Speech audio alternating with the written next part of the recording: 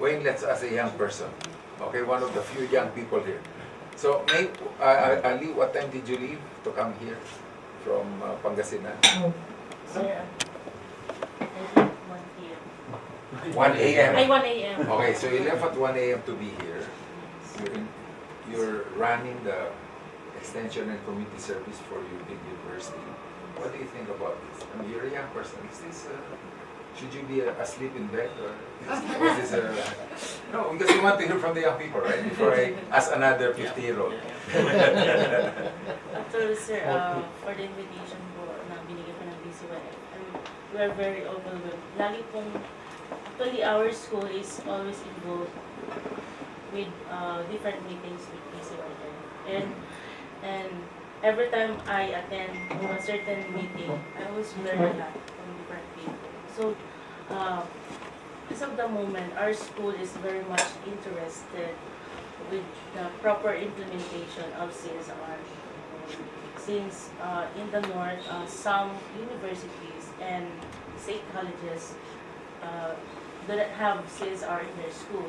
So, Sir Yap might give us the chance or being an instrument to move all the colleges and state university in our area to be fully aware and implement. That's over 1 million students, by the way, which he's talking about. That's how big it is, that area that we're talking with them leading the way.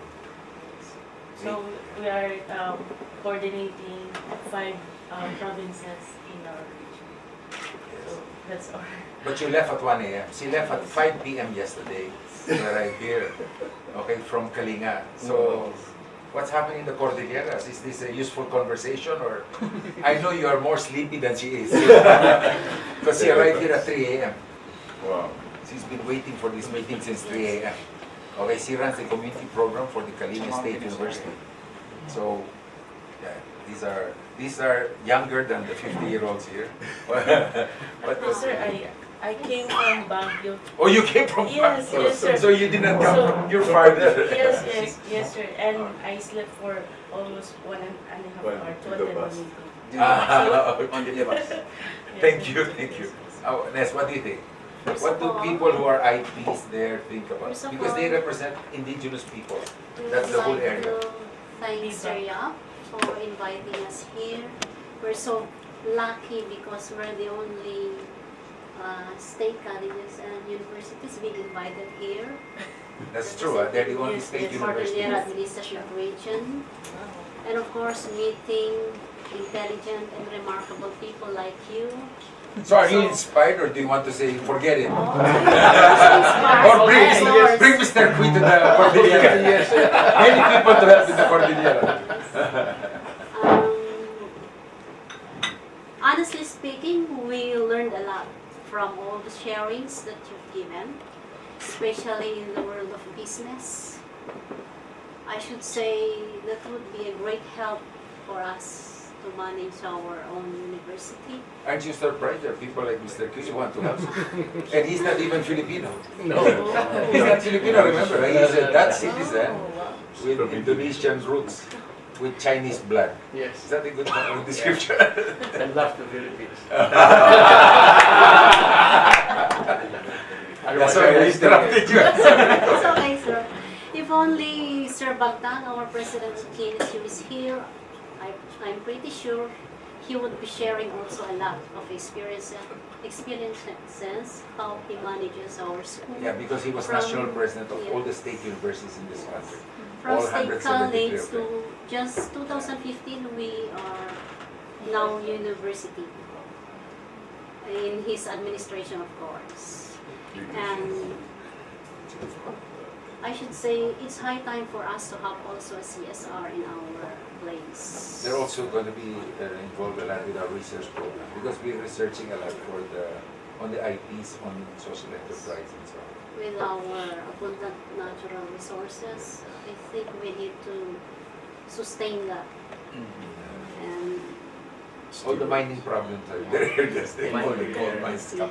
Popo, you wanted to say something? I was just, first of all, Kalinga, I remember Yes. when I was chairman of the Sports Commission, He used to be head of the President Philippine Ramos Sports Commission. asked me to have a 25-meter swimming pool built in Kalinga, and we built it. No Yeah. kidding, there's a 25-meter pool. Yeah, there's a 25-meter Short course pool.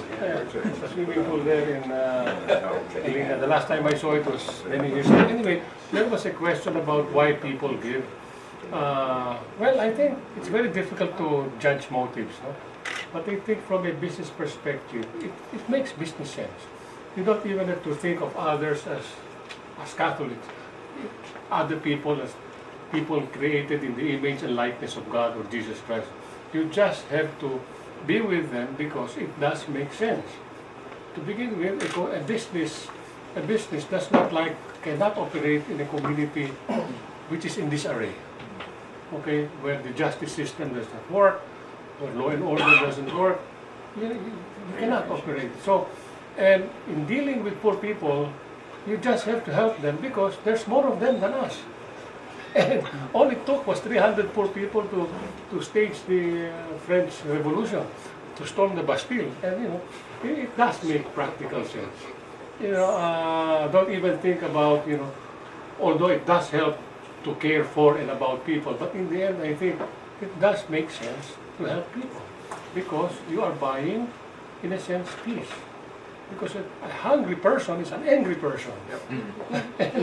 and how do they express it? Some to extremism, others to the ballot. Okay.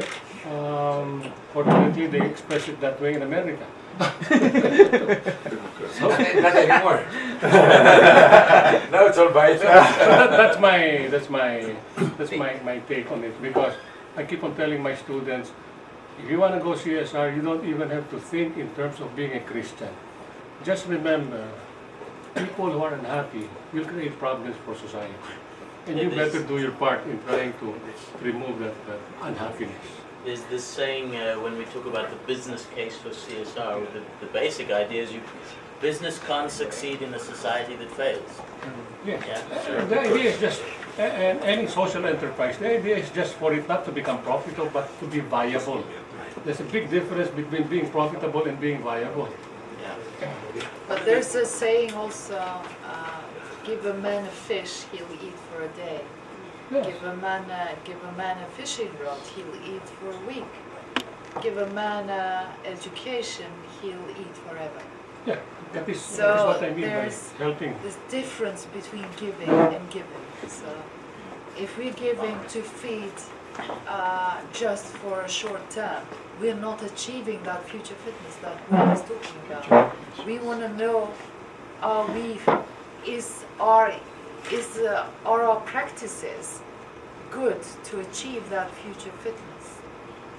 What we're doing now, is that leading to achieve sustainability? Because sustainability is not only making something long-lasting, it's also about making it resilient to change, because societies go through change, and so is that future fit?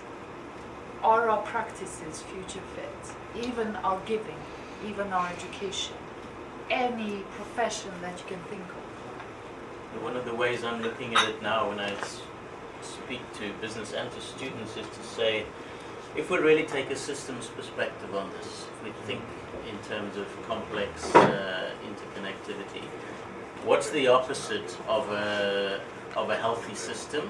Is a system that is falling apart. So what I see is that there are 5 forces of fragmentation in society, and so CSR or sustainability should be tackling those forces of fragmentation and turning them into forces of integration. So the forces of fragmentation are disruption, so whether that's through natural disasters or conflict or pandemics or industrial accidents or market crises. Disruption is one. Disconnection is one. So people are not connected either through relationships or through technology. Then you've got fragmentation. The third is disparity. So if you've got inequality in society, that's when people get unhappy, that's when people turn into extremists. So is inequality getting better or worse? Destruction is the fourth one, and that's obviously the ecosystems that we're losing. And the final one is discontent, which is about the individual and whether we feel fragmented in ourselves or whether we're actually, have health and well-being. And so that's another way to look at CSR, is to say, is it making a difference in those 5 areas? And even better if it makes a difference in more than one area at once. So if you have a resilience strategy, or I call it a secure strategy that's also smart, that uses technology to connect, great. If you have a sustainable strategy that is also satisfying, so it brings the human being and the environment together, that's when you get the real impact. The one thing I've just been reflecting as we've been talking, we haven't said much about is the role of government in social responsibility.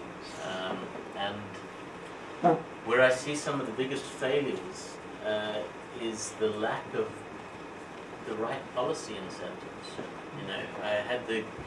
We both had the fortune to visit Toyota on Monday and to see what they're doing at their plant here in Manila. And it took me back, because when I was a student the first time around, in 1990 I visited Toyota headquarters in Nagoya in Japan, and I was very impressed with their innovation and everything that was going on back then. So it didn't surprise me that they were the first to come up with the hybrid technology and to come up with the Prius. But then I speak to Toyota here, right? They have 40% of the market. How many hybrids have they sold? Around about 100. 100 hybrids in the whole country. That much. Why? And why is that? It's perverse government incentives. The government taxes hybrids twice because it says it has 2 engines. So, how can we get to sustainability if the government incentives are all wrong? And we see this not only in the Philippines, but all over the show. The government policies are what are making it more expensive, more difficult to be sustainable or to be responsible. So somehow we need to tackle that also in our business schools, in our education, is how do we do positive lobbying to change policy in the right direction? How do we create business, not only business leaders, but government leaders who understand sustainability? It seems to me like a major barrier we have to deal with. I have, I have 2 administrative things to say. First, I know that a number have to leave in the next few minutes, so we will take a few minutes break in case you've been holding and holding. Now's the time to. I'm one of those. Just to be honest about it, I have to go. And then the second one is, if everyone could kindly give us their card, we will take a photo and make sure that Wayne knows we're here. So kindly leave your cards. Maybe with my son here. Just leave, and we'll take a picture. And the photographer is insisting we get together to have a family picture before you go, because we do want to know who to blame. Okay, so that's the administrative part. And then after that we continue. We are reserved until 11. And I know that Mrs. Galino has questions and so on, but I know she's staying, so I don't have to know. So for those who are going, I hope you don't mind going. We would say thank you after the picture taking, and after, if they don't leave cars, they cannot go anywhere. Okay, thank you.